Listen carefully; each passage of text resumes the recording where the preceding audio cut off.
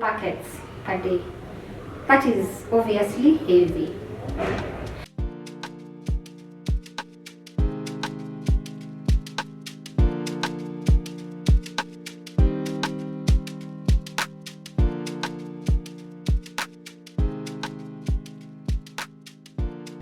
Hello guys, thank you for keeping it healthy, where we help you stay happy, healthy and strong. And my guest today is a gynecologist who will be talking to us about abnormal vaginal bleeding. When I talk of vaginal abnormal bleeding, hapa naongelelea watu wa heavy flow, wenye wanatumia 8 pads a day, watu wenye wanapata periods 8 to 10 days, yani prolonged period, na watu wenye wanavuka periods. Those are people we are talking about. Dr. Helen Monyao. I'm a practicing obstetrician gynecologist in Kitui County. So today we are to discuss one of the issues that has really been affecting the quality of life in women of reproductive age group in terms of sexual life and even economically. It is one of the reasons that women visit the gynecologist most oftenly in our society, and hence it's a lot of cost to us and the society. And we are talking about abnormal uterine bleeding, or in simple terms, abnormal vaginal bleeding. So what is this? Simply, it means that a lady develops a bleeding pattern, and this lady is beyond menarche. Menarche is the first time that you received your periods, and this lady is not pregnant. There are varied reasons or causes or risk factors to this. Some can be local to the reproductive tract, either in the vagina or the cervix, or within the womb, what we call the uterus. Others could be systemic, but one could be having infections localized to either the vagina or the cervix or even the uterus. This can give us a variation in our bleeding patterns or in our cycle. It can be due to local swellings, or we call them benign lesions, in the uterus or in the womb. It can also be caused by an ovulatory or ovulation disorders.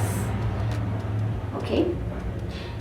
It can be secondary to some other things, or medicine we are using, or even to local trauma. It can be secondary to use of medicines like even a contraception, family planning, that is. Or someone could be having issues with her blood system, could be having what we call coagulation abnormalities, or even anemia. It can be due to neoplasia. Neoplasia is basically cancer, what commonly we know as cancer. So some types of cancers can lead to abnormal bleeding patterns in women. In other cases, the cause is not known. Especially in young ladies, when all other causes that we know of are ruled out or are excluded, then we label them as dysfunctional uterine bleeding. Doctor, you've said that anemia can be caused by abnormal vaginal bleeding. If it's there, is it treated together? Yani inatreatwa pamoja ama zinatreatwa kama two separate diseases? Remember here, the client is just one. She might be having abnormal vaginal bleeding plus anemia. Anemia, it's a complication, could be a complication of the abnormal vaginal bleeding. So we treat this patient as a whole, and we treat both issues concurrently.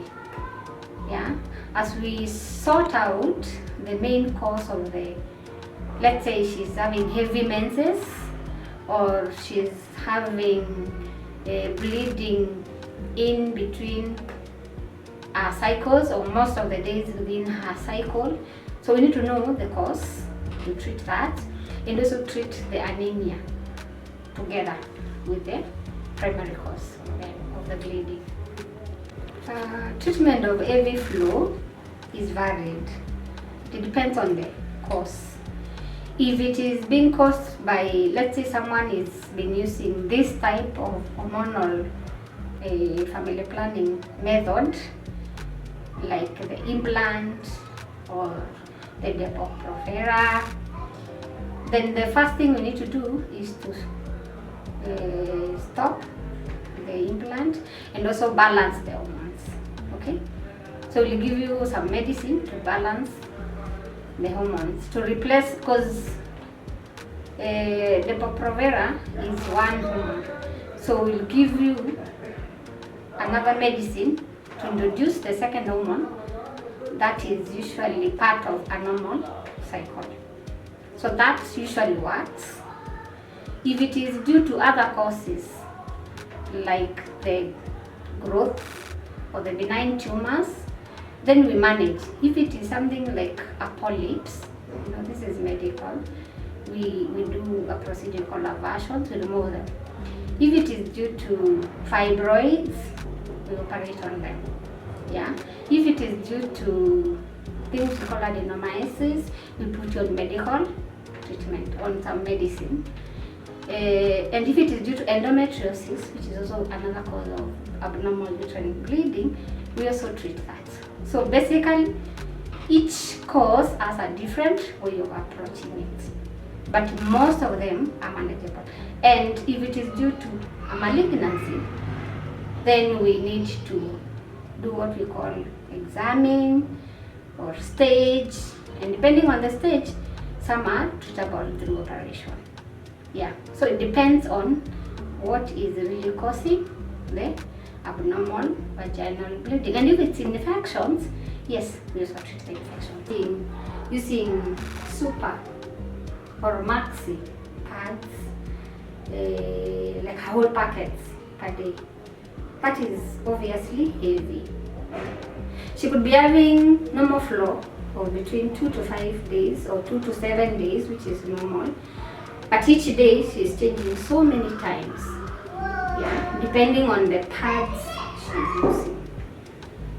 All in all, for a normal flow in one cycle, one is expected to lose about 80 ml of blood. That's normal. So if you're getting more than that, then that is heavy flow. Then there are some of us who get their periods, then after another 5 days they're also bleeding, then another 5 days they also bleed. They don't even know when they had their last normal cycle. That is also abnormal. And then there are those of us who get periods for 8 or more days. Yeah, in your cycle. That's normal. That is abnormal. But remember, I said abnormal uterine bleeding occurs when there is variation in your normal routine. Yeah, if there is any variation, then it becomes an abnormal cycle for you. So that means mwenye alianza na heavy flow, that period yake ya kwanza ikikuja ilikuja anatumia a packet yote, and mpaka date anatumia the same. It's not abnormal. It should be abnormal because it's always been heavy. Remember, I've said up to around 80, I think up to 100 ml. That's okay. So if it is more than this, she needs to be evaluated and assisted, because treatment is available. There are people who say that theirs is inherited, yani the females in their family before her walikuwa wananyesha hivyo. So is that, should she go to the hospital ama assume ni genetical nini yao? Remember, we saw that some of the causes of heavy menses or abnormal menses is we do not know the cause. Yeah. So, but the right thing to be done for her is to visit a hospital, to be seen by her doctor, to be evaluated, and it's only after daktari evaluates several causes and finds none, then it can be labeled as dysfunctional uterine bleeding, and it is still treatable. Yeah, we can help her make her menses lighter using medicine.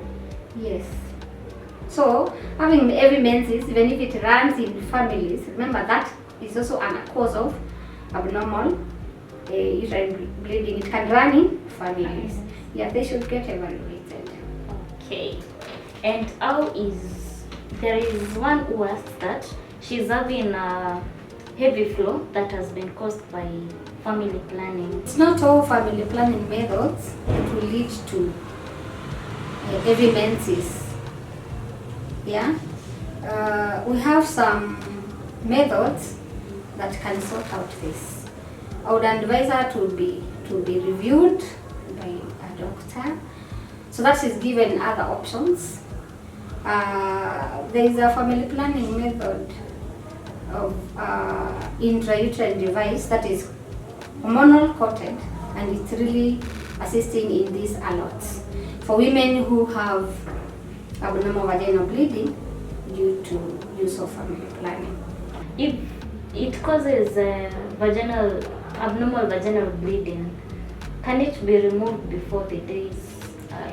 Yes, even when we are inserting it, the implant, although most of the time it induces amenorrhea. Amenorrhea means you don't get menses. That is how it works. But in some women, they get what we call withdrawal bleeding.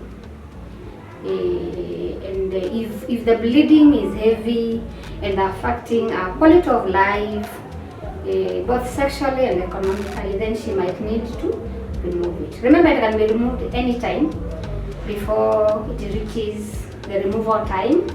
Anytime one needs maybe to conceive, or if the side effects are too much. Most of the times we deal with patients individually, like we don't put them in one basket.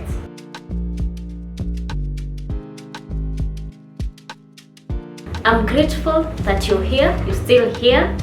I'm always here because you are. I'm so happy because you're happy, and I'm so glad that I'm helping you stay happy, healthy, and strong. Hit that subscribe button down there and let us work together.